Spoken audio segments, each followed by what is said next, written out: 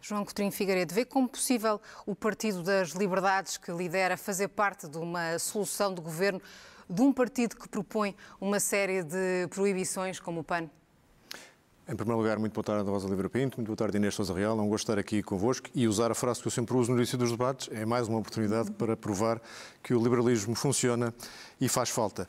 E sim, nós estamos disponíveis para integrar vários tipos de soluções governativas ou apoiá-las parlamentarmente, sempre e quando o programa que esse governo venha, que nós apoiaríamos, tivesse, não contivesse nada que ferisse os nossos princípios basilares, nomeadamente uma visão proibicionista ou uma visão de ataque à economia de mercado que muitas vezes os partidos com preocupações ambientais têm.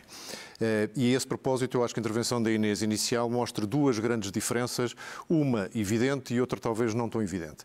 A evidente é que a preocupação ambiental é a preocupação número um, juntamente provavelmente com o bem-estar animal do PAN, a preocupação número um da Iniciativa Liberal é o crescimento económico.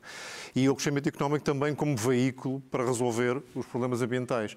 Porque as pessoas têm que perceber, aliás, a propósito da segunda coisa que é menos evidente, é que as soluções que o PAN propõe e muitos outros partidos com agendas ambientais mais radicais conduzem obrigatoriamente ao empobrecimento dos países. Especialmente aquelas que têm a ver com a proteção das alterações climáticas baseadas na redução das emissões. Não há possibilidade de reduzir emissões sem reduzir a atividade económica e, portanto, empobrecer. Nós, pelo contrário, queremos enriquecer Portugal e não é por acaso que isso também é uma boa política ambiental, porque se olharmos para aquilo que são, por exemplo, eu tenho este dado a propósito da reciclagem de plásticos, mas podia falar de muitas outras coisas. Os países que mais plásticos reciclam e tratam são exatamente os países mais ricos. E podia falar de várias outras variáveis onde isto é sempre assim. Quanto mais desenvolvido, quanto mais rico o país, melhor trata o ambiente. Portanto, termos como prioridade o crescimento económico não é antiambiental, é exatamente pró-ambiental. Tem as pessoas no centro das preocupações, mais do que o bem-estar animal, neste caso, ou outras preocupações que o PAN se tem feito eco. Portanto, se Portugal quer de facto ter uma política ambiental consistente e capaz de resolver os problemas ambientais do futuro, tem que começar por crescer economicamente, porque senão não vai haver recursos para tal. E o PAN tem que assumir, aliás, como todos os estudos internacionais e as próprias discussões na COP este ano provaram, que qualquer política mais radical de redução de emissões tem obrigatoriamente associada uma redução da atividade económica, ou seja, um empobrecimento. Portanto, quem propõe este tipo de soluções que o PAN propõe tem que mostrar e dizer às pessoas quanto é que vão deixar de ganhar, quanto é que vão empobrecer para poder assumir e adotar essas políticas. A emergência climática não merece que se sacrifique a economia? Primeira coisa, só a adoção da palavra emergência climática já faz parte de uma agenda. Parece que estamos perante algo que é preciso tratar como uma urgência tal que todos os custos são justificados. Não são. Há um problema de alterações climáticas, a Iniciativa Liberal não é negacionista, há um problema de alterações climáticas, é um problema sério, mas as resoluções, nomeadamente aquelas que tendem a ser mais radicais, têm um custo económico brutal e ele próprio, à la longue, produtor de problemas ambientais. Agora, quero dizer aqui duas ou três coisas em relação ao que a Inês Sousa Real referiu. Diz que não é proibicionista. Eu ainda não vi o programa deste ano, mas do último tinha 38 vezes a palavra proibir, naquelas 1.200 propostas que na altura tinham. Diz que não defende o apoio a atividades poluidoras ou produtoras de emissões, mas o PAN apoiou convictamente a intervenção na TAP, por exemplo, que é uma das maiores poluidoras nacionais. Diz que há uma criação de postos de trabalho, de vários milhões de postos de trabalho, no estudo que se citou. Esqueceu-se de referir que a maior parte desses postos de trabalho são no setor público. Ou seja, o que eu quero dizer com isto é que muitas vezes os planos de intervenção para a correção das alterações climáticas estão a ser usados como uma espécie de substituto da luta de classes e como uma forma de atacar a economia de mercado e de facilitar a intervenção do Estado numa série de setores.